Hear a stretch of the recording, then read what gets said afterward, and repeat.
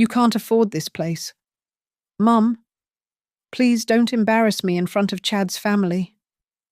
My daughter whispered those words like a knife between my ribs, just as the waiter approached with our entrees. I smiled, gently placing the safe deposit key for Harbour and Hearth Holdings, LLC, on the white tablecloth, the key to the office, exactly 14 steps away from where we sat. Tonight, everyone at this table would discover that the broke woman they'd been mocking signs every paycheck at the Hemlock Room. My name is Eleanor Whitaker Nora, to those who've known me long enough to earn it, and at 58, I've learned that the most expensive lessons come wrapped in the cheapest insults. The Hemlock Room gleamed around us that November evening, all amber lighting and crystal that caught the glow like trapped fireflies. I'd approved the new Edison bulbs myself last month, though none of the 7 people at our table knew that. They saw what I wanted them to see: a middle-aged woman in a 3-year-old Ann Taylor blazer, nursing a glass of house white, while her daughter's future in-laws ordered bottles that cost more than most car payments. The Beaumont family always celebrates here. Chad's mother, Patricia, announced for the 3rd time since we'd sat down.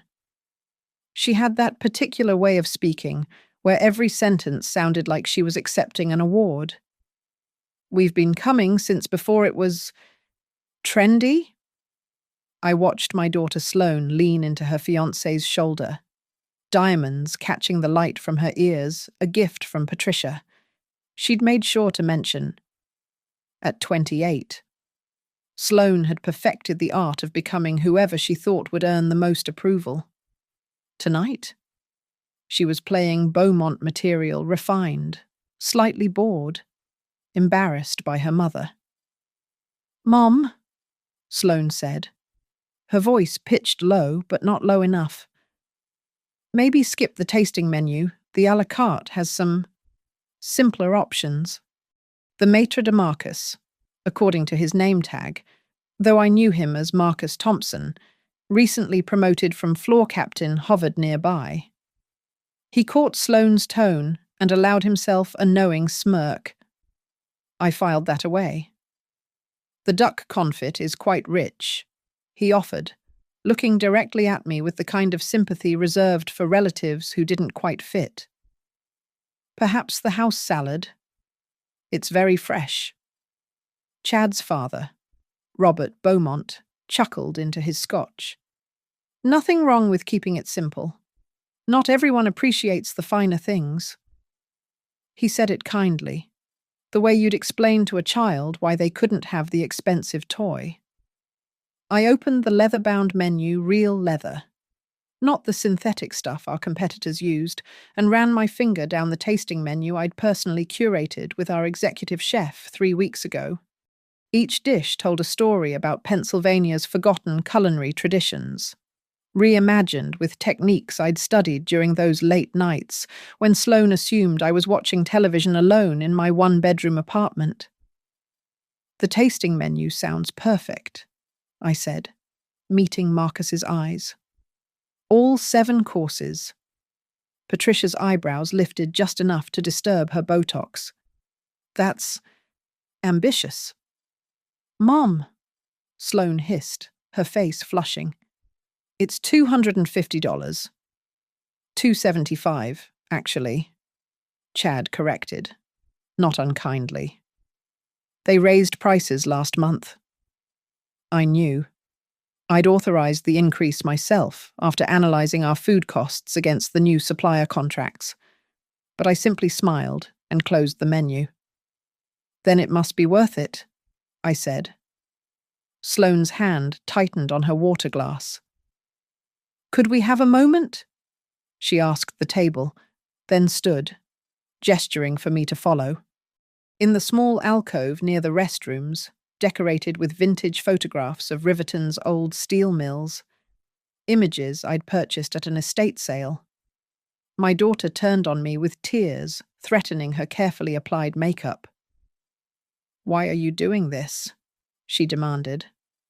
"You know I told them you work in medical billing. You know what this looks like. What does it look like? Sloane. Like you're trying to prove something you can't prove. Like you're. She paused, choosing her words carefully. Playing a part you can't afford to play.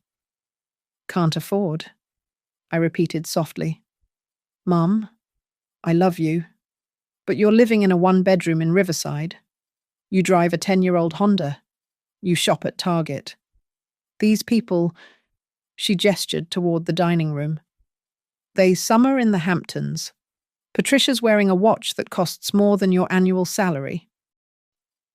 I studied my daughter's face, looking for any trace of the girl who used to help me balance the checkbook after her father left, who'd celebrated with me when I'd finally paid off his debts, who'd once said I was the strongest person she knew. You're right, I said finally.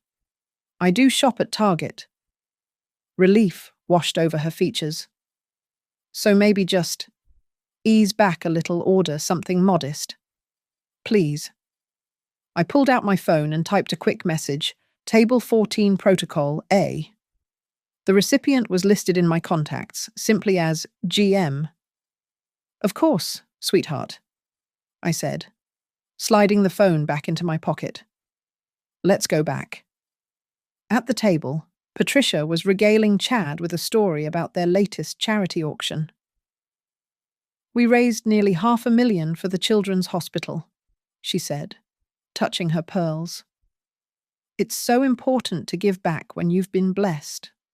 I settled into my chair, noting how Marcus had already whispered something to another server, how the energy around our table had subtly shifted. In approximately 8 minutes, the first phase would begin. That's wonderful, I said to Patricia. Giving back is essential. She smiled, that practiced smile. Do you do any charitable work? Eleanor. Sloane cut in quickly. Mom's very busy with her job. Of course, Patricia murmured, the way you'd acknowledge someone mentioning their cat's diabetes. My phone buzzed softly. A confirmation from my general manager. I smiled, picked up my water glass, not the wine. I needed perfect clarity for this and took a small sip. The curtain was about to rise. The story of how I came to own the Hemlock Room isn't one I've told anyone, not even Marion, who stands as the public face of our partnership. It began 11 years ago, when I was 47, newly divorced, and staring at a mountain of debt my ex-husband had hidden behind joint accounts and forged signatures. I'd grown up in Akron, Ohio, the daughter of a factory worker and a school cafeteria cook. My parents taught me that honest work was noble work, that paying your debts was sacred, and that your word was your bond. Even when the factory closed and Dad spent his last years stocking shelves at 3 a.m, he never complained. Work is work, Eleanor, he'd say, adjusting his uniform in the mirror. It all matters. After the divorce, I moved to Riverton with nothing but my accounting degree and a determination to rebuild. Days. I worked contract bookkeeping for Northbridge Wellness Group, a medical billing company where I was invisible, just another middle-aged woman processing invoices in a grey cubicle. But nights. Those belonged to me. I'd discovered online courses from the Culinary Institute, restaurant management programs from Cornell, YouTube videos from James Beard Award winners discussing the philosophy of hospitality. While Sloane was finishing college funded by loans, I'm still paying. I was getting my real education at the kitchen table of my 600-square-foot apartment, learning about food costs, labor percentages, and the psychology of dining. The breakthrough came 3 years into my job at Northbridge. I'd been hired to consult for a struggling restaurant group, reviewing their books after hours. That's where I met Marion Hale, a burned-out restaurant manager trying to save a dying bistro with good bones, but terrible systems. We'd sit in her closed dining room until 2 in the morning, me with my spreadsheets, her with her wine, reimagining what the place could be. "You know what your problem is," I told her one night, looking at her vendor contracts. "You're paying premium prices for average products because you're ordering like it's still 1995. Your suppliers are robbing you blind." Marion laughed, not mockingly, but with genuine surprise. "Where'd a medical billing clerk learn about restaurant suppliers?" "YouTube University," I said, and we both laughed. But then I showed her my analysis switching to regional suppliers, partnering with local farms, adjusting the menu to seasonal availability. Within 6 months, we'd turned her bleeding operation into something sustainable. That's when Marion proposed something radical. She'd found a space, the old Hemlock Room, a Riverton institution that had shuttered after 60 years. The bones were magnificent original tin ceilings, marble bar, a kitchen that just needed modernizing. But she needed a partner, someone who understood numbers and operations. "I can't," I'd told her. "I don't have that kind of money." "But you have something better," she said. "You see what others miss." I liquidated my retirement account, all $42,000 of it. It wasn't enough to be an equal partner, but Marion structured it differently. She'd be the face, the one who dealt with press and publicity. I'd be the shadow partner through Harbour and Hearth Holdings, LLC, handling the actual operations, the hiring, the systems. Officially, I was a consultant. Unofficially, I was the brain while she was the smile. "Why hide?" Marion asked me once, after we'd won our first Best New Restaurant award. "Because my daughter needs me to be something she can explain to people like the Beaumonts." I'd answered. It was partially true.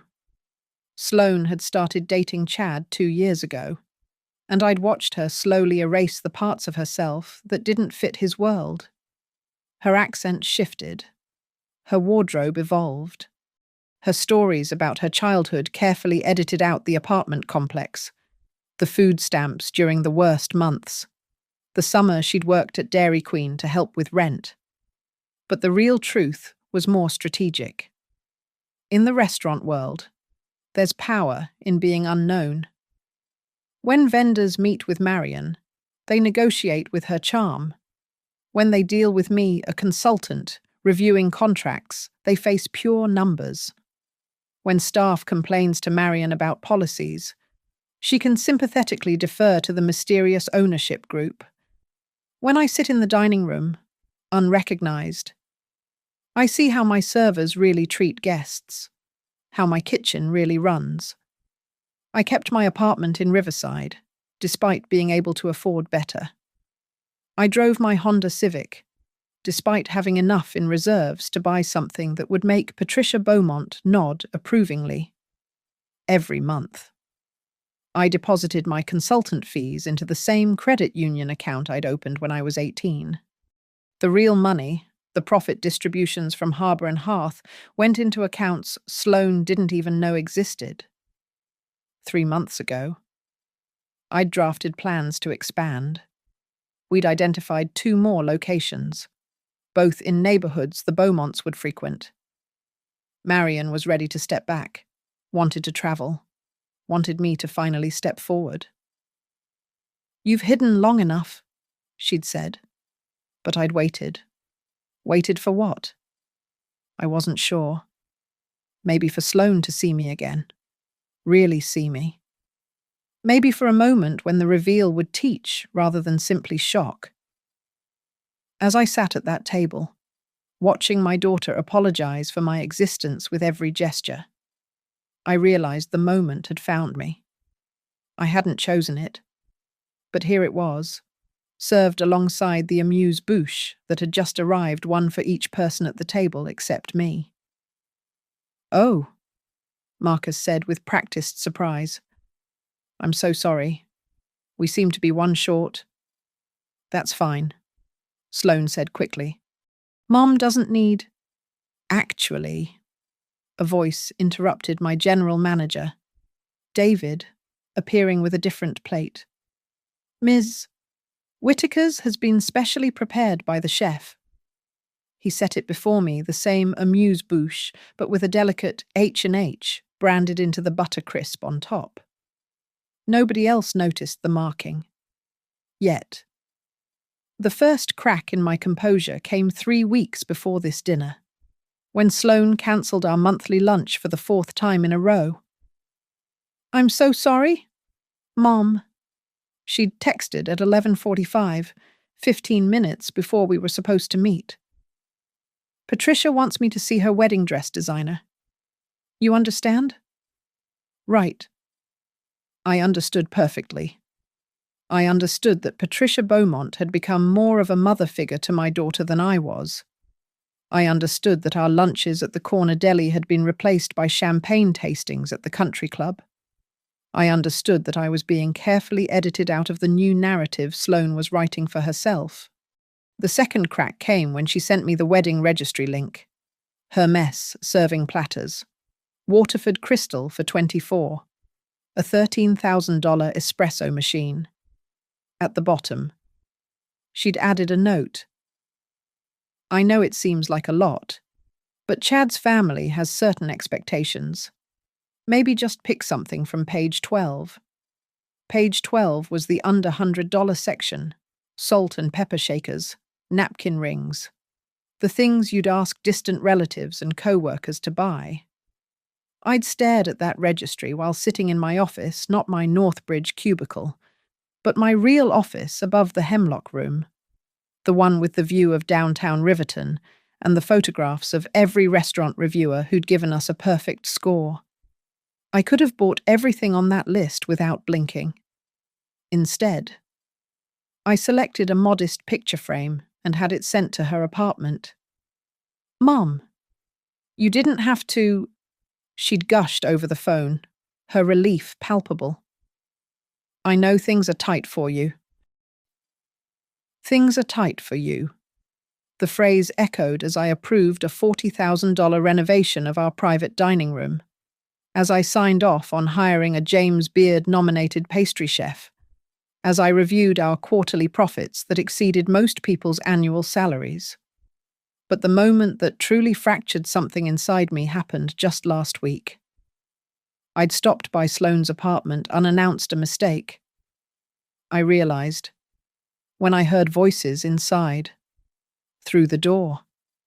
I heard my daughter's laugh, then my mum.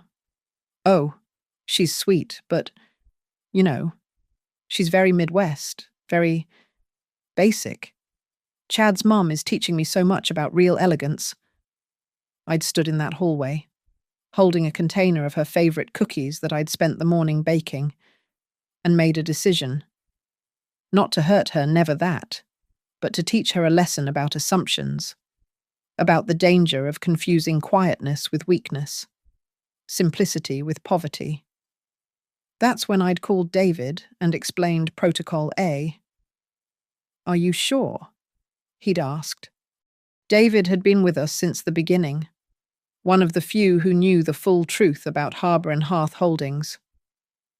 It's time, I'd said. Now. As our appetizers arrived, I watched the careful choreography I'd set in motion. Each plate was placed with precision. The server, Amy, one of our best, making sure to serve Patricia first, then working clockwise. When she reached me, she paused just long enough to make eye contact and offer the slightest nod. The seared foie gras, Marcus announced with a flourish, with quince reduction and brioche toast points. Robert Beaumont made an appreciative sound. They do know how to treat foie gras here, not like some places that overwhelm it with sweetness. We source from a single farm in the Hudson Valley, I said conversationally. The owner raises only 200 ducks at a time, feeds them by hand. Marcus shot me a surprised look. Patricia's fork paused midway to her mouth. "You've researched it?" Chad asked, amused. "I'm interested in where food comes from," I replied, cutting into my foie gras with the proper knife, the one Marcus had tried to remove, assuming I wouldn't know the difference. Sloane jumped in quickly. "Mom watches a lot of Food Network." "Actually," Patricia said, her tone suggesting she was about to deliver a teaching moment, "knowing about food and understanding it are different things. It takes years of exposure to develop a proper palate."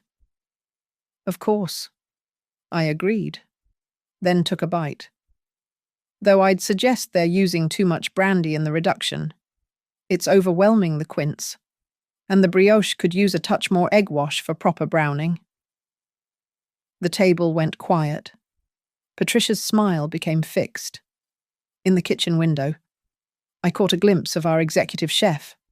Marcus, yes. Another Marcus watching our table with interest. "Well," Robert said, breaking the silence, "everyone's a critic these days. Yelp has made experts of us all." Chad laughed. Sloane looked mortified. "Mom's just... she likes to have opinions." "Opinions?" I repeated softly, setting down my fork. "Yes, I suppose I do." My phone buzzed. A message from David, rehearsal dinner contract under review, finding several violations of standard terms. "Everything all right?" Patricia asked, noticing me checking my phone. "I do hope we're not keeping you from something important." The condescension in her voice was artful, delivered with concern that almost masked the contempt. I'd heard that tone before, from vendors who assumed a middle-aged woman couldn't possibly understand contracts, from contractors who thought they could overcharge because I looked like someone's harmless aunt. "Just work," I said, putting the phone away. "On a Saturday night?" Robert shook his head. "They really do take advantage of support staff these days. No boundaries." "Support staff?" Sloane agreed quickly. "Mom's always having to answer emails at weird hours." "Well," Patricia said, signaling Marcus for more wine, "at least you have your job security. Medical billing will always be necessary, even if it's not exactly glamorous." I watched Marcus approach with the wine, a Chateau d'Yquem I'd personally selected for our reserve list. He showed Robert the label with appropriate ceremony, even though it was Patricia who considered herself the wine expert. "Excellent choice, Mr. Beaumont." Marcus fawned. "You have exquisite taste." Robert preened. "Well, when you've been collecting for 30 years. "Actually," I said, unable to help myself, "that's the 2011 vintage. You'll want to let it breathe at least 20 minutes. The 2011 was a difficult year late harvest. Botrytis came early. It needs time to open up properly." Marcus nearly dropped the bottle. Patricia's eyes narrowed. "How could you possibly?" she began. "Food Network." Sloane interrupted desperately. "They had a whole special on wine. Mom has a really good memory for random facts." I smiled at my daughter. "Random facts." "Yes." Protocol A was something I'd developed 3 years ago, after an incident with a pharmaceutical executive who'd berated one of my servers until she cried. He'd been showing off for his clients, making her repeat the specials 4 times, criticizing her pronunciation of bouillabaisse, then leaving a $2 tip on a $400 check with "Learn English" written on the receipt. I'd been sitting 2 tables away, invisible in my unremarkable clothes, watching it unfold. That night, I'd gone home and created a systematic approach to handling what I called dignity violations, moments when someone's wealth made them feel entitled to humiliate others. The protocol had 4 components, each legally bulletproof and ethically justifiable. First, transaction authority. Override. The moment David received my text, he'd flagged Table 14 in our point-of-sale system with owner oversight. Every single charge, modification, or service note would now require my personal approval. This wasn't visible to the guests, but it meant I controlled every aspect of their experience from that moment forward. Second, contract review and enforcement. The Beaumonts had placed a deposit for their rehearsal dinner, 24 guests, private dining room, custom menu, the contract, which Patricia had signed without reading, contained specific clauses about respectful treatment of staff and property. Any documented violation could trigger immediate cancellation with full forfeiture of the $5,000 deposit. David was now reviewing their interactions with our staff, particularly Marcus's smirking dismissal of me and Patricia's various condescending remarks to Amy about the wine service. Third, service choreography. This was the subtle art. Every interaction from now on would be deliberately crafted to reveal truths. The special amuse-bouche with the H&H marking was just the beginning. Each course would contain small signals, breadcrumbs leading to the final revelation. The waitstaff had been briefed through our internal communication system. They knew something was happening at Table 14, though not the full scope. Fourth, documentation and witness security. Every word spoken at the table was being recorded legally. Since Pennsylvania is a 2-party consent state, and our menus clearly state that service interactions may be monitored for quality assurance. The footage would protect my staff if the Beaumonts tried to retaliate through negative reviews or social media. It would also capture the moment of revelation for my own records. I'd never intended to use Protocol A on my own daughter. But as I sat there, listening to Patricia explain to the table how new money always tries too hard while looking directly at me, I realized this wasn't really about Sloane. It was about the systematic way certain people use wealth as a weapon, assuming their targets have no recourse. David appeared at our table, iPad discreetly in hand. "Ms. Whitaker," he said to Patricia, "I'm updating our system for your rehearsal dinner. Could you confirm the spelling of your names for the place cards?" Patricia looked pleased to be singled out. Of course. Patricia Beaumont, that's Beaumont, very old French. "Wonderful," David said, typing. "And I show here you've requested the Napoleon menu." "Yes, 8 courses. Only the best for our closest friends." "Excellent. Now, I just need to verify you understand that this menu includes items prepared by our owner personally. It's quite an honor. The owner only cooks for select events." Patricia's eyes lit up. "The owner cooks? How extraordinary. I had no idea." "Oh, yes," David continued, his face perfectly neutral. "She's quite accomplished. Trained at Le Bernardin before opening this establishment. Very hands-on. Robert looked surprised. "I assumed the owner was that fellow we see in the society pages, Marcus something." "Marion Hale is our operating partner," David clarified. "But the majority owner prefers to remain behind the scenes. She believes the food should speak for itself." I took a sip of water, watching Sloane process this information. Her face had taken on a peculiar expression, part confusion, part dawning concern. "Mom?" she said suddenly. "Didn't you say you had to use the restroom?" "I'm fine, sweetheart." "No, I think you should go," she insisted, her voice tight. "Now." Patricia laughed. "Honestly, Sloane, your mother is an adult. I'm sure she can manage her own bladder.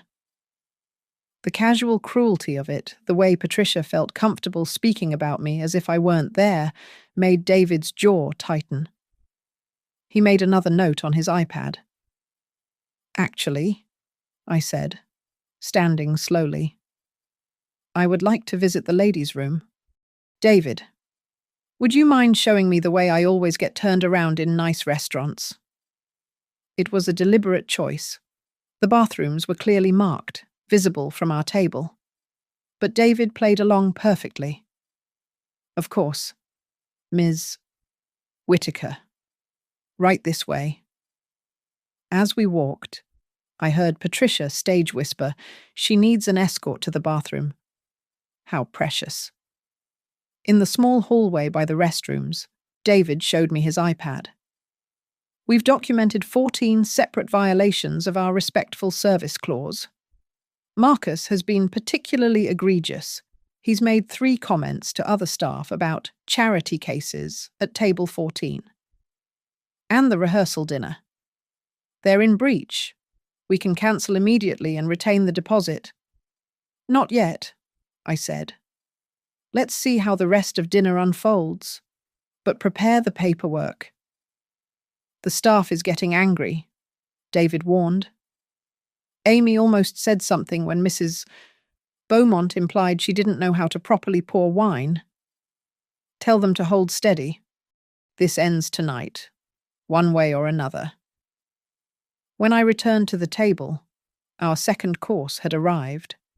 Patricia was in the middle of explaining to Chad why the Hemlock Room was trying too hard to be more than it is. "It's competent," she was saying, "but it lacks the authenticity of truly great restaurants. You can't just buy your way into that tier." I settled into my seat, noting the small card that had been placed next to my plate. In elegant script, with compliments from the owner, Sloane saw it too. Her face had gone pale. "Everything all right, dear?" Patricia asked her. "You look unwell." I'm fine." Marcus appeared with the wine for our second course. As he began to pour, he made the mistake of his career.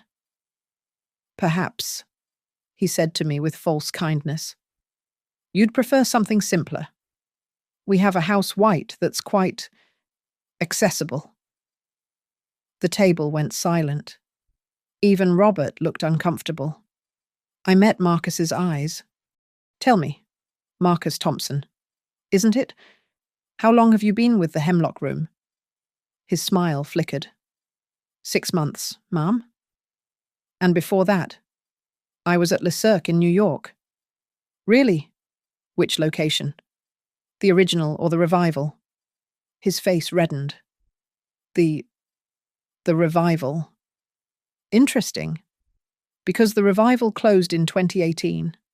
That's quite a gap in your resume."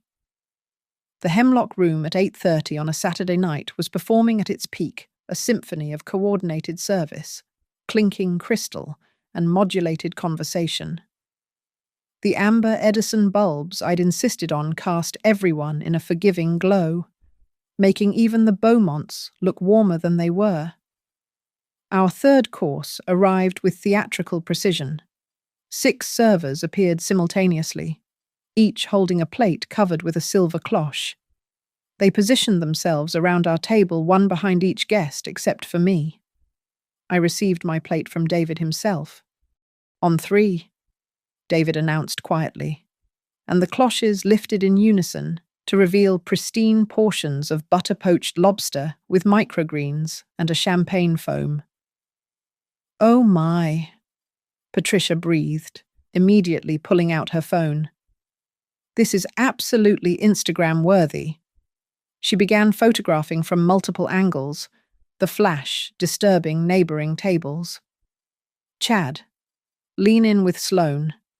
We need to document this for the wedding photographer's inspiration board." As they posed, Robert turned to me. "Do you use social media?" "Eleanor." "Not really," I replied, separating a piece of lobster with my fork. "I prefer experiencing moments rather than documenting them." "How quaint," Patricia said, still photographing. Though I suppose that's generational. We're building a brand for Chad and Sloane as a couple. The Beaumont name carries certain expectations in society. Society, I repeated, tasting the lobster. The champagne foam was my addition to the recipe I'd argued with Chef Marcus for 3 weeks before he admitted it, elevated the dish. Sloane shifted uncomfortably. The food's getting cold. Patricia. Nonsense. The aesthetic is part of the experience. She turned to Marcus Thompson, who was hovering nearby. You understand, don't you? Presentation is everything. Absolutely, Mrs. Beaumont. You have such an eye for quality. I watched him fawn over her, remembering his interview 6 months ago, when he'd promised to elevate the service experience and bring Manhattan sophistication to Riverton. I'd hired him against my better judgment, swayed by his credentials. Now those credentials were unraveling faster than a cheap sweater. Tell me, I said to Patricia as she finally began eating. What do you think of the lobster? She paused, considering. It's adequate. Though I had better at the Beaumont Foundation Gala last month. We flew in a chef from Monaco. How interesting. What was different about it? Well, the texture was more refined. This is slightly tough, probably frozen rather than fresh. Amy, passing by with water, nearly tripped. She knew, as did every server in the room, that our lobsters arrived alive every morning from Maine, housed in custom tanks I'd had installed in the kitchen at considerable expense. Frozen, I murmured. I see. Chad, perhaps sensing tension, tried to redirect. So, Eleanor, Sloane says you've been at the same company for 5 years. Longer, actually. I smiled at my daughter. Stability has its advantages. Of course, Robert chimed in. Though I always tell Chad, it's important to know when you've reached your ceiling. Some people are meant to be worker bees. Others are meant to lead. And which am I? I asked pleasantly. The question caught him off guard. Well, that is, Dad means we all have our roles, Chad intervened smoothly. Like Mom always says, society needs all types. Indeed it does, I agreed. Though I've found that assumptions about those roles can be misleading. My phone buzzed. A text from Amy. Table 6 wants to send compliments to the owner. Should I redirect to you? I typed back, not yet. Patricia noticed the exchange. Really, Eleanor, it's quite rude to text during dinner, especially at a restaurant of this caliber. You're absolutely right, I said, putting my phone away. Though I noticed you've posted 3 Instagram stories since we sat down. Sloane's eyes widened. Mum? That's different, Patricia said coolly. That's marketing. It's business. Everything's business to some people, I observed. The 4th course arrived duck confit with cherry reduction and roasted vegetables. This was my favourite dish on the menu, one I'd developed with Chef Marcus during a particularly difficult period after the divorce. The cherry reduction had been my mother's recipe, adapted from her handwritten notes I'd found after she passed. Now this, Robert announced after his first bite, is exceptional. The Beaumont family has always appreciated fine duck, Patricia added, as if duck appreciation was genetic. Chad, remember that place in Paris? As they launched into a story about their European vacation, I caught David's eye. He nodded toward the kitchen, where Chef Marcus was visible through the pass, watching our table with interest. I shook my head slightly. Not yet. Mom, Sloane said suddenly, her voice strained. You're being very quiet. I'm just enjoying the meal. Are you, though? She looked almost desperate. Because you seem different tonight. Different how? I don't know. Just not yourself. Patricia laughed. How would any of us know? This is actually the first time we've properly dined with your mother. The engagement party was just cocktails. And whose choice was that? The words escaped before I could stop them. The table went silent. Sloane's face flushed deep red. I'm sorry. Patricia's tone could have frozen the champagne. I merely meant, I said carefully, that cocktail parties don't really allow for getting to know people.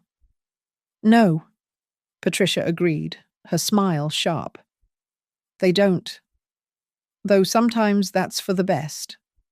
Not everyone is comfortable in every setting. Marcus Thompson materialized with more wine. Perhaps another bottle on the house? For our special guests. Special guests. I asked. He didn't look at me. The Beaumont family are valued patrons, and the others at the table. He finally met my eyes, his expression dismissive. Are fortunate to be dining with them?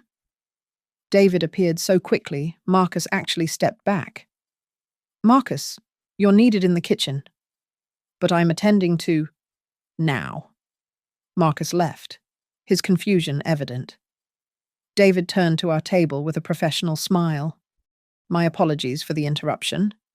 Your 5th course will be out momentarily. The chef has prepared something extraordinary.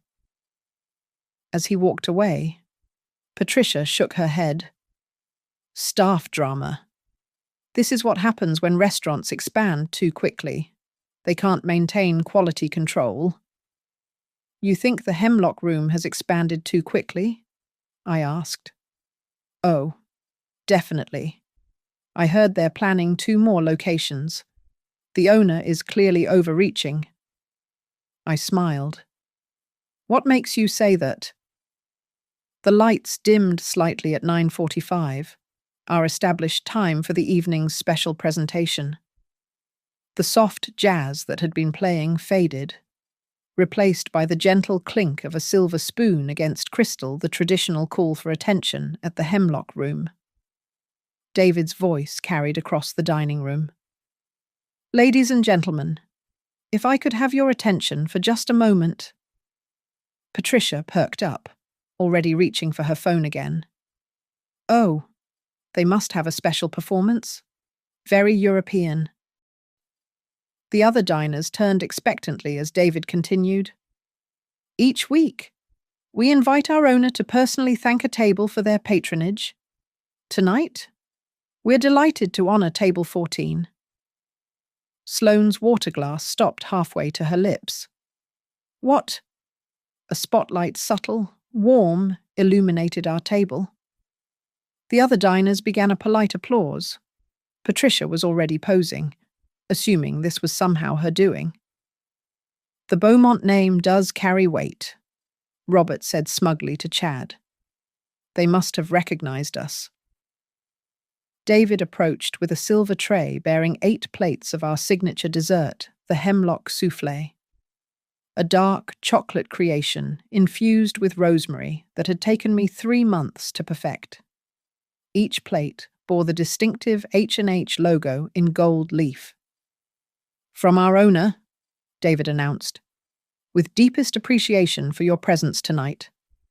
Patricia examined the logo. H&H, what does that stand for? Harbour and Hearth Holdings, David replied. The hospitality group that owns the Hemlock Room.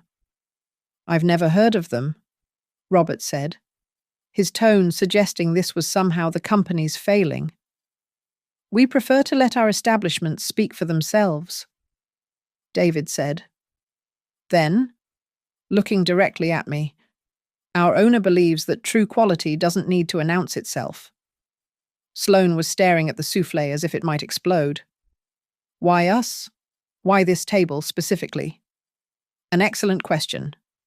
A new voice said, Chef Marcus, the real Marcus. Not the preening maître d' emerged from the kitchen in his whites. 6 feet tall, Haitian-American, with the kind of presence that commanded respect. He approached our table with deliberate steps. Mrs. Beaumont, he said, with a slight bow to Patricia. You mentioned the duck lacked authenticity compared to your Monaco chef's preparation. Patricia bristled. I simply noted a difference in quality. Of course. I'm curious, what was your Monaco chef's name? I don't remember. Why would I?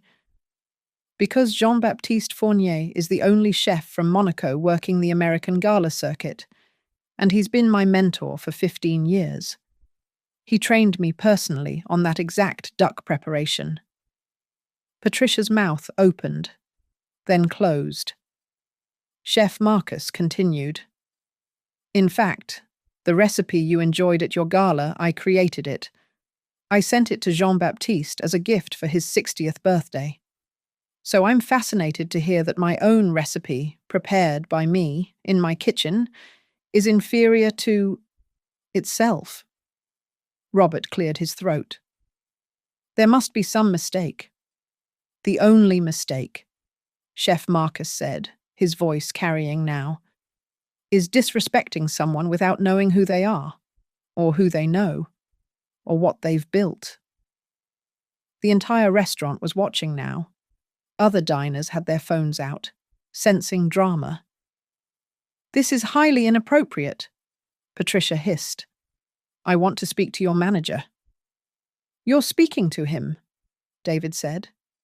I manage this establishment for the owner. Then I want to speak to the owner? Patricia's voice had risen an octave. I set down my spoon. The small clink it made against my plate seemed to echo. You are, I said quietly. The silence that followed felt like a held breath. Sloane's face had gone from red to white so quickly I worried she might faint. I'm sorry. Patricia's voice was barely a whisper. I reached into my purse, the same worn leather bag Sloane had suggested I replace, and withdrew a single business card. Not the cheap ones from Vistaprint I used for Northbridge, but the heavy cream cardstock with raised lettering that I kept for real business. I placed it on the table between us. Eleanor Whitaker, managing partner and principal owner, Harbour and Hearth Holdings, LLC. The Hemlock Room, the Riverside Table, the Northern Pine Opening, 2025. That's not possible, Chad said flatly. Why? I asked, genuinely curious. Because I shop at Target. Because I drive a Honda. Because I live in a one-bedroom apartment by choice rather than necessity. David placed a leather folder in front of Patricia. Your rehearsal dinner contract, Mrs. Beaumont. I've highlighted the sections you've violated tonight. The deposit is forfeit. You can't. Actually, I can. You signed an agreement that specifically prohibits disrespectful behavior towards staff or other guests. I have video and audio documentation of 14 separate violations. I stood, smoothing my 3-year-old blazer. Marcus Thompson, the maitre d' who spent the evening making assumptions about my financial situation, will be finding new employment, effective immediately.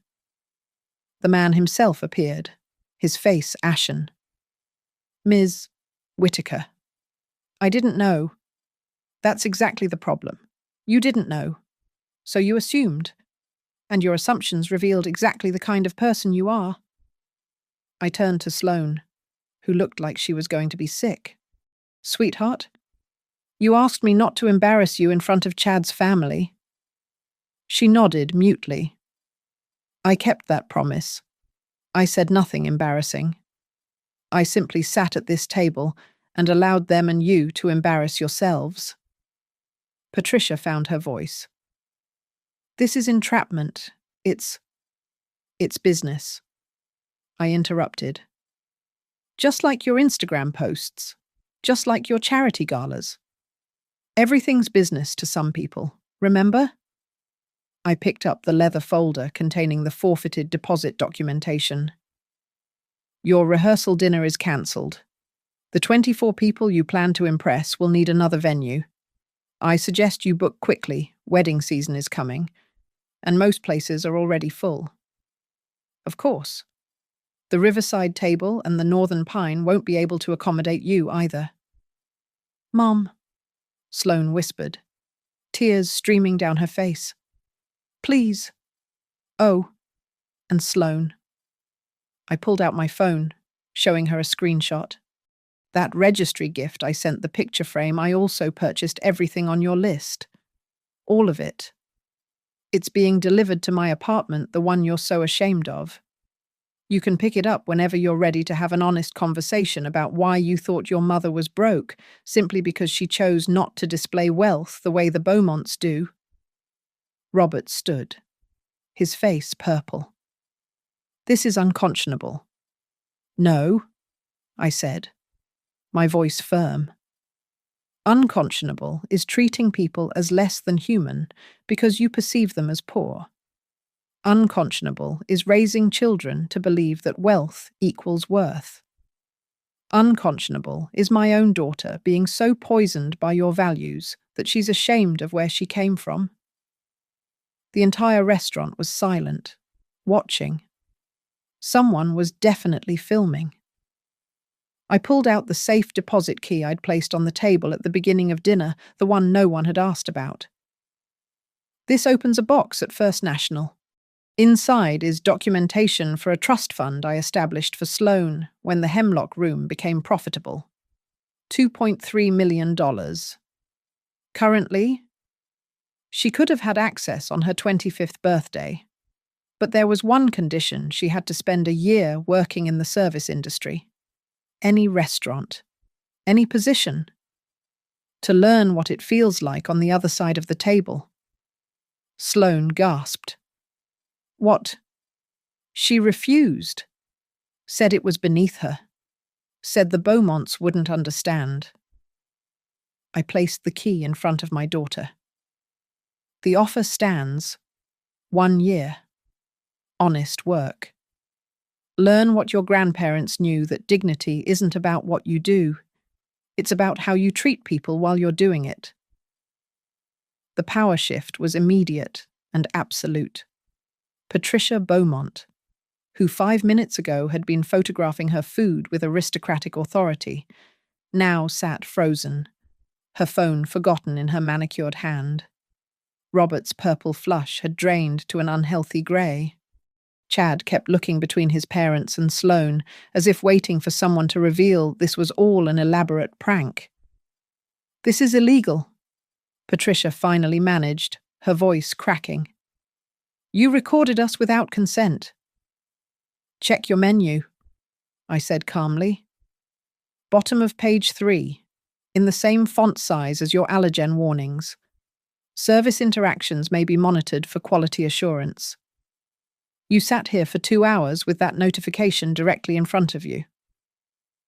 David produced an iPad, swiping to reveal security footage. Every angle, Mrs. Beaumont, including the moment you told our server Amy that she probably couldn't afford to eat here herself. Also, the charming aside where you suggested our hostess should dress more appropriately for her body type. Those were private conversations. In a public establishment, speaking loudly enough for 3 tables to hear. I turned to Robert. Your comment about diversity hires, when you saw Chef Marcus earlier 7 witnesses, including a food critic from the Riverton Gazette, who was dining incognito at table 12. Robert's face went from grey to green. The Gazette. She's been following our expansion story for months. I imagine tomorrow's headline will be interesting. You set us up, Chad said, finding his voice at last. This whole thing, you planned it. No, I corrected. I gave you every opportunity to be decent people. You chose otherwise. I simply documented your choices. Patricia stood abruptly, her chair scraping. We're leaving, and we'll be contacting our lawyer. Randall Fitzgerald at Fitzgerald? Brennan and Associates? I asked. He's actually here tonight. Table 6. Celebrating his wedding anniversary. I waved at a distinguished man in the corner, who raised his glass in return. Randall handled our LLC formation. Lovely man. His daughter works summers as a hostess here, the one whose body type you found inappropriate. Patricia sank back into her chair. Here's what's going to happen, I said, my voice carrying the same authority I used in board meetings that Sloane didn't know I attended. You're going to pay your check the full amount, plus a 40% gratuity for the staff you insulted. You're going to leave quietly, and you're going to find another venue for your rehearsal dinner, as I've already instructed our events team to donate your forfeited deposit to the Riverton Service Workers Relief Fund. You can't force us, Robert started. Force? I laughed, the first genuine emotion I'd shown all evening. Robert, I own 3 restaurants in this city. My business partners own 7 more across the state. Patricia's beloved Monaco chef. He's opening a place in Philadelphia next year with my backing. The country club where you golf, I'm on the board of directors under my LLC. That charity gala you're so proud of, Hemlock Room, donated 30% of your auction items. I paused, letting it sink in. I don't need to force anything. You've already shown everyone exactly who you are. The dining room had become theatre, other patrons watching with undisguised fascination. Several phones were definitely recording.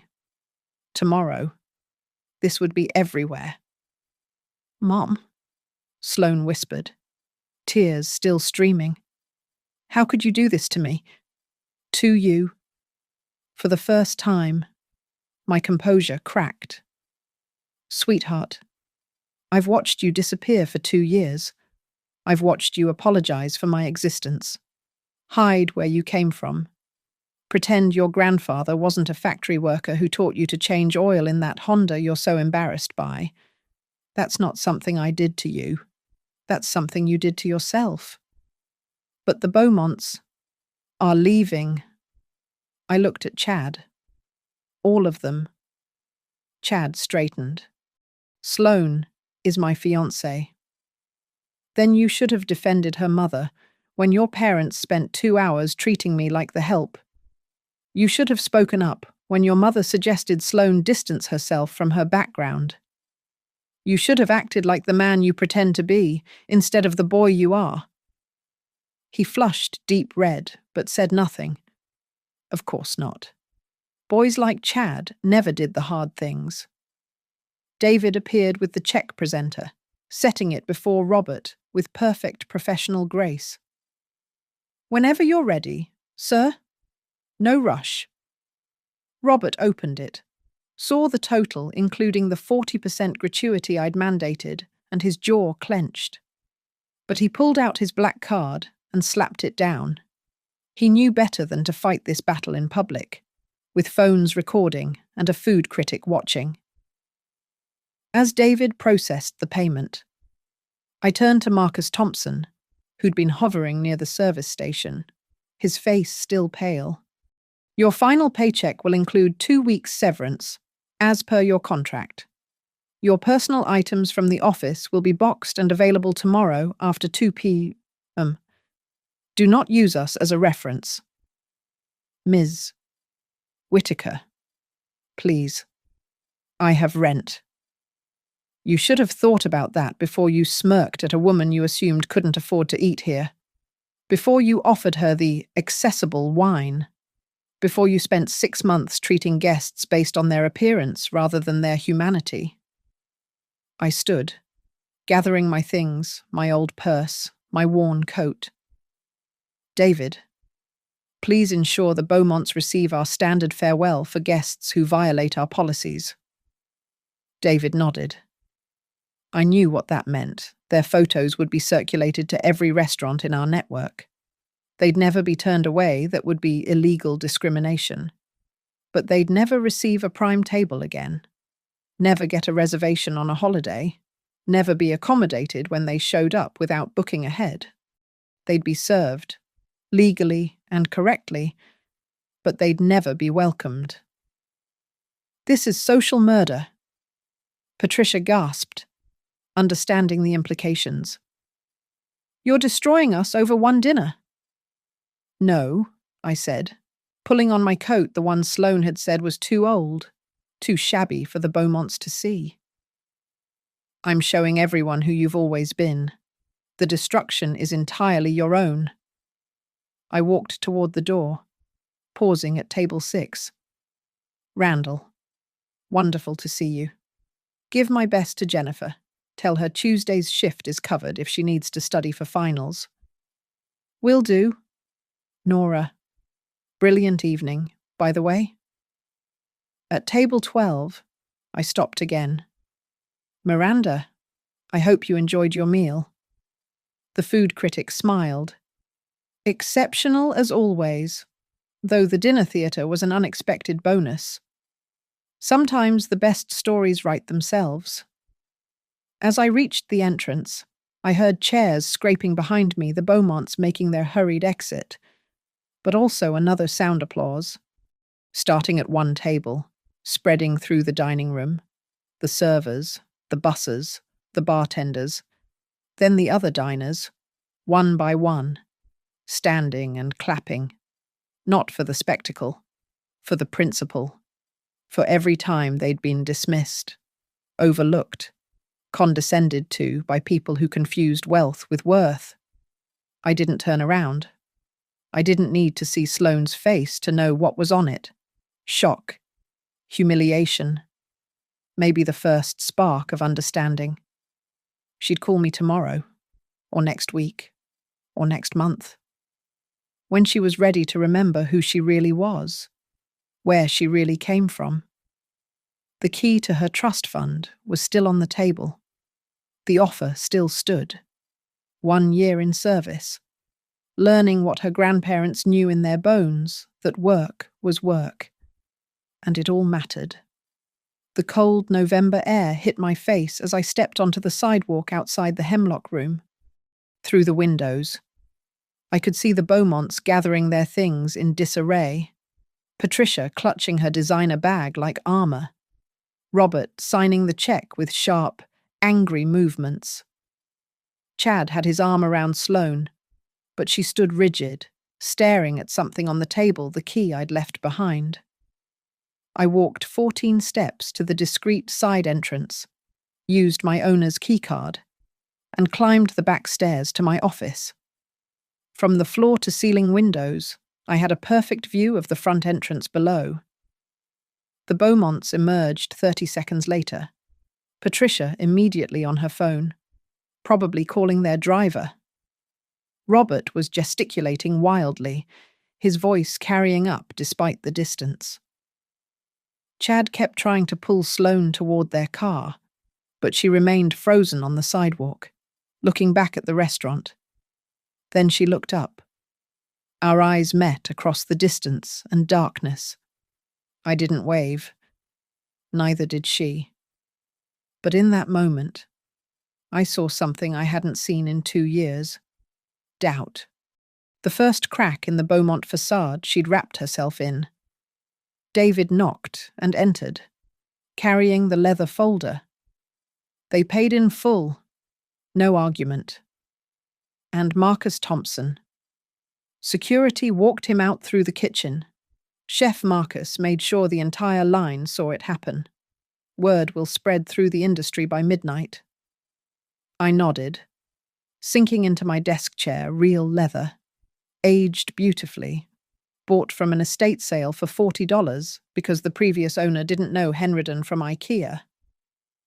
And the critic. Miranda left 10 minutes ago. She asked me to tell you she's filing her story tonight for tomorrow's online edition, print on Sunday.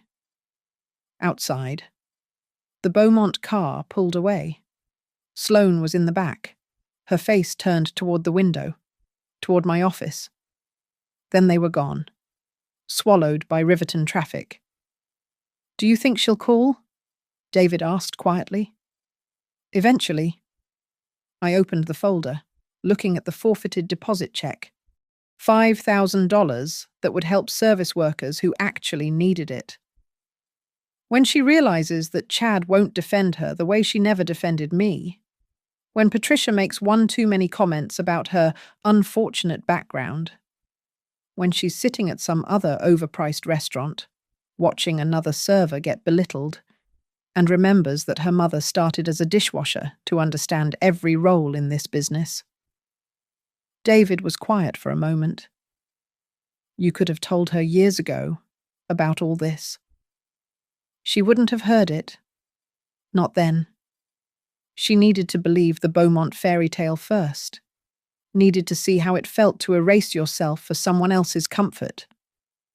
I stood, looking at the photos covering my office wall, every opening, every milestone, every employee appreciation dinner. My parents taught me that money doesn't make you better than anyone. But Sloane had to learn the opposite lesson, that it doesn't make you worse than anyone either. My phone buzzed.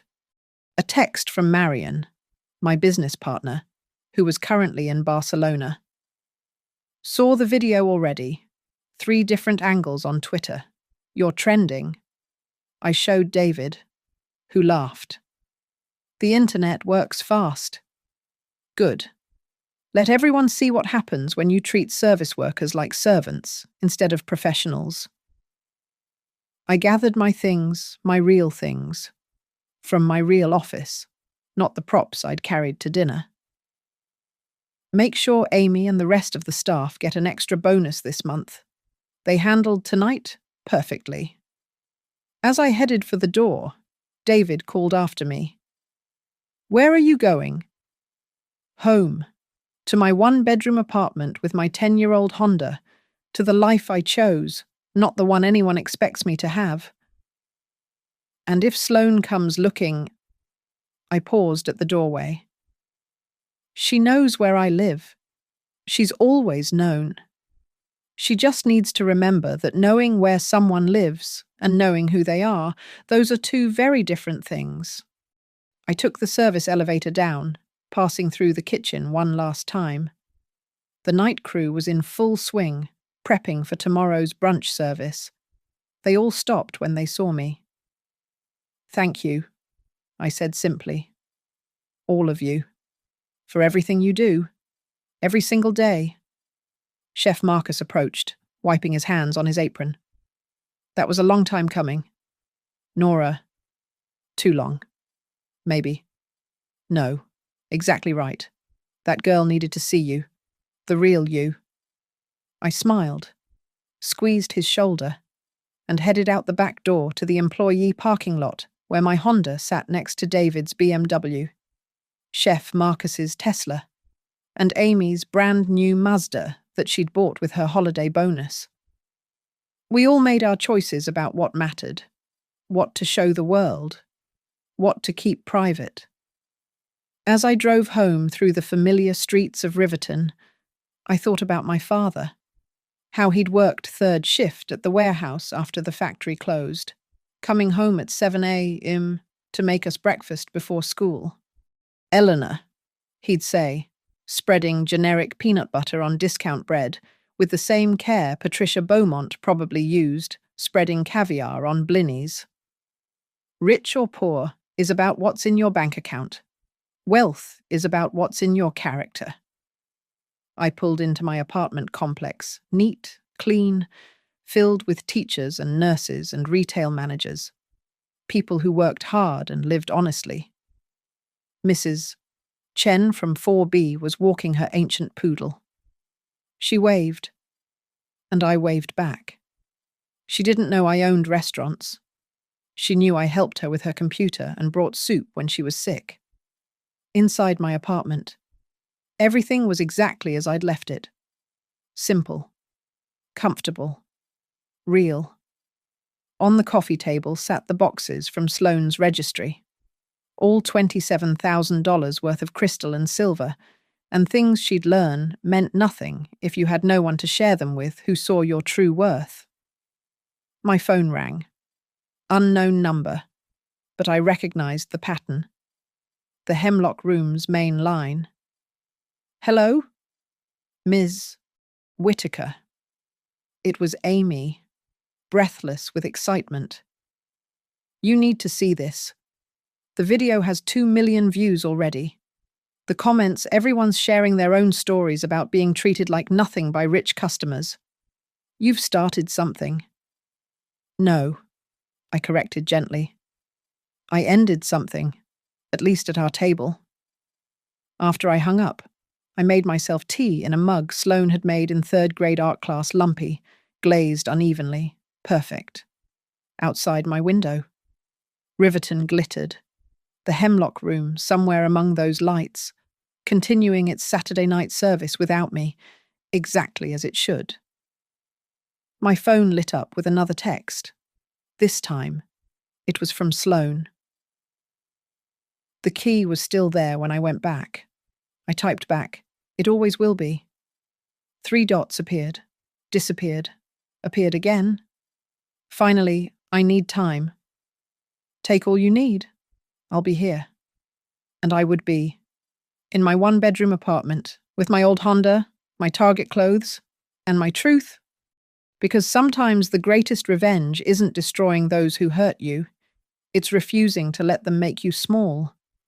It's standing up, speaking truth, and letting the chips fall where they may.